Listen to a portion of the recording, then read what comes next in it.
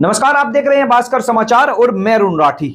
2027 के विधानसभा चुनाव में भले ही अभी वक्त बाकी हो, लेकिन पश्चिम उत्तर प्रदेश की जो राजनीति है उसमें चुनावी हलचल अभी से तेज होती दिखाई दे रही है। बागपत पहुंची किराना सांसद इकरा हसन के बयान अब सिर्फ राजनीतिक प्रतिक्रिया नहीं माने जा रहे, बल्कि उन्हें आने वाले चुनावी संकेतों के तौर पर देखा जा रहा है।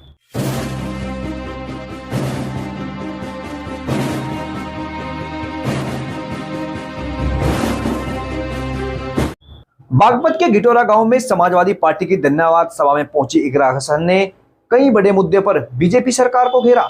सबसे पहले उन्होंने पहलवान विनेश फोगाट के समर्थन में बयान देते हुए कहा कि विनेश देश की बेटी है और पूरे देश को उन पर गर्व है। वो हमारे देश की ऐसी बेटी हैं जिन्होंने देश को बहुत से गौरव हासिल करा है और हमारी शुभकामनाएं उनके साथ हैं। और जिस तरीके से भाजपा उनके साथ व्यवहार कर रही है ये ठीक नहीं है। हमारी यही मांग है सरकार से कि उनको वो एक अच्छी खिलाड़ी है और देश के लिए गौरव ला सकती है, उनको मौका। लेकिन सवाल सिर्फ विनेश फोगाट तक सीमित नहीं है।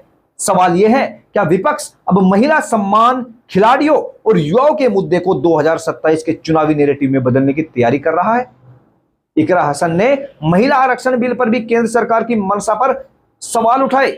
उन्होंने आरोप लगाया कि महिला आरक्षण के नाम पर परिसीमन की तैयारी की जा रही है। वो पारित है, वो आज भी नोटिफाइड है। ये जो बिल के माध्यम से जो अमेंडमेंट लेके आ रहे थे, जिसके माध्यम से ये परिसीमन करके अब इस देश का मैप बदलना चाहते थे, इलेक्टोरल मैप, वो फेल हुआ है। तो महिला बिल तो आज भी चूका तो है। ये इनकी नियत है अगर सही तो उसे आज ही लागू करें। ऐसे में एक बात तो साफ होती दिख रही है कि महिला वोट बैंक को लेकर राजनीतिक लड़ाई अब और तेज होने वाली है। वहीं यूपी मंत्रिमंडल विस्तार को लेकर भी इकरा हसन ने बीजेपी पर बड़ा हमला बोला। उन्होंने कहा कि विधानसभा चुनाव नजदीक आते ही बीजेपी को डर सता रहा है। अब तो ये विस्तार चुनाव को मद्देनजर रखते हुए होने जा रहा है और इससे कोई फर्क नहीं पड़ेगा, क्योंकि इतने देर से जिन लोगों को सम्मान देने की बात हो रही है, किस तरीके से सम्मान पूरा होगा। तो ये कुछ नहीं है, ये सिर्फ एक एजेंडा है, क्योंकि इन्हें अपनी हार नजदीक दिखाई दे रही है, इसलिए इस वक्त में विस्तार किया जा रहा है। इतना ही नहीं, 5 राज्यों के चुनाव परिणामों और वोट डिलीट होने के आरोप को लेकर भी सांसद ने सवाल उठाए और इसे लोकतंत्र पर प्रहार बताया।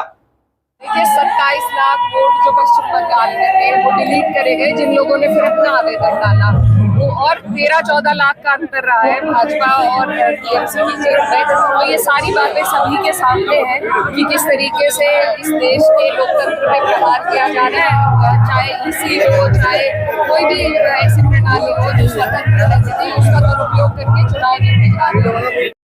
अब अगर राजनीतिक तस्वीरों को समझे तो पश्चिम उत्तर प्रदेश में जाट, मुस्लिम, किसान और युवा वोटर्स हमेशा से ही चुनावी दिशा तय करते रहे हैं और शायद यही वजह है कि 2027 से पहले विपक्ष जो है वो भावनात्मक, सामाजिक और लोकतांत्रिक मुद्दों को लेकर जनता के बीच नया माहौल बनाने की कोशिश कर रहा है।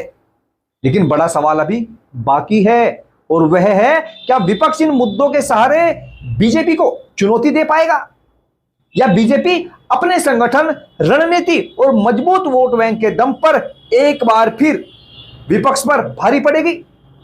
फिलहाल बागपत से उठी राजनीतिक आवाज 2027 की जो सियासत है उसका ट्रेलर जरूर मानी जा रही है।